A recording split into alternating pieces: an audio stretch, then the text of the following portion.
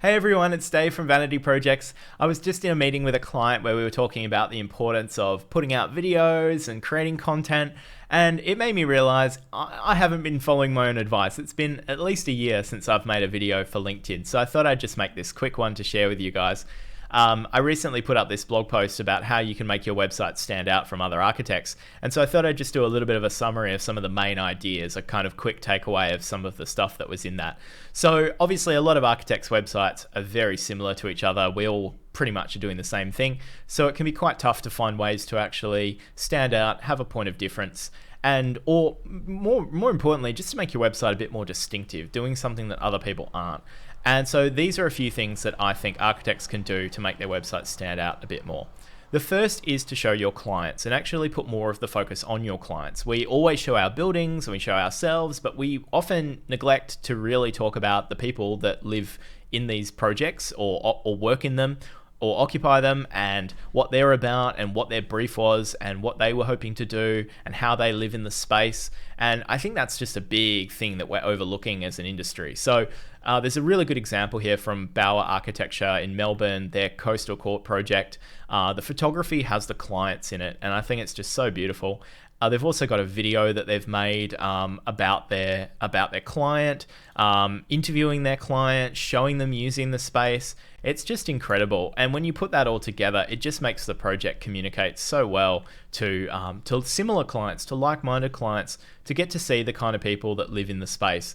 So I think that's a really, really big one to focus on. Thinking about how you can use clients in your photography, videos, talk about them more in your copy.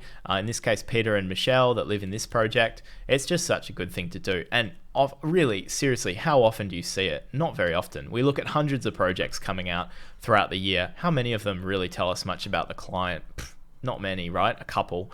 So moving on to part number 2, which I think is explaining your process in clearer language, making that language more interesting. So a good example I really like to look at is George and James. They're this studio in the UK, and one of my clients actually put me onto this practice. But they have some really great copy written by Archetypal, which just sort of really rewrites the standard process stuff that you expect to see on an architect's website. So they're talking about the REBA plan of works, which in Australia we've got like the typical sort of AIA contract stages. But they really write it in human language, setting the scene, kickoff, taking shape, and it's just really, really, really nicely written. So actually sort of revisiting how do we talk about what we do in our process and making sure that we're using friendly, easy to understand language is just such a key point of difference that very, very few architects actually nail. So I think it's really interesting. And it moves into this next point, which I was going to raise, which is frequently asked questions. If you don't have a frequently asked questions web section or page on your website, you're just absolutely missing a big opportunity.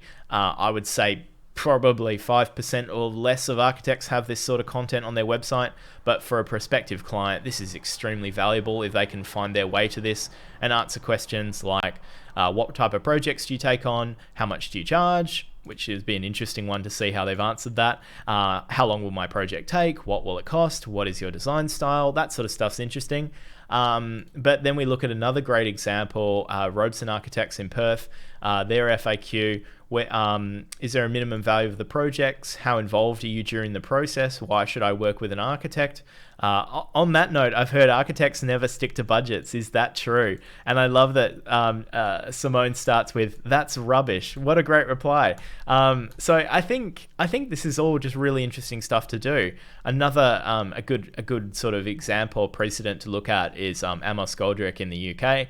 And he's also got some really good questions as well that are actually quite detailed. I think this is all good stuff to look at. And I think if you're dealing with residential in particular, this stuff is really important.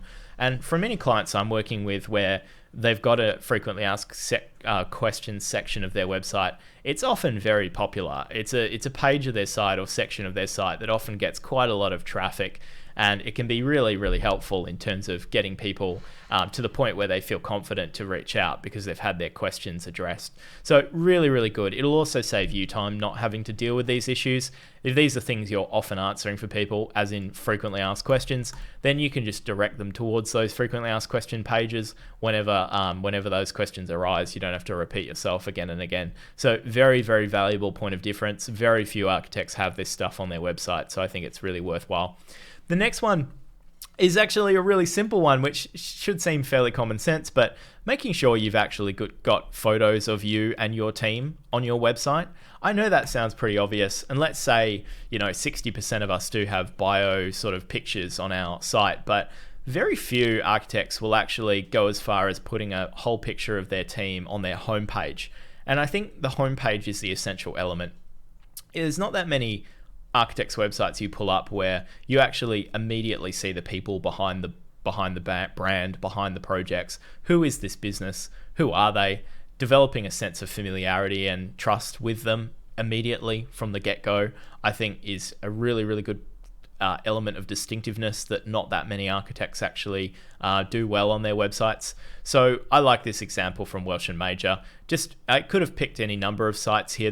This is more common than the other things I've spoken about, but just seeing like a really nice picture of the team on the homepage is just it immediately jumps out at you as a potential client. If you're comparing a bunch of architects' websites, but this one is showing me who are the people here, it immediately helps to build trust, in my opinion.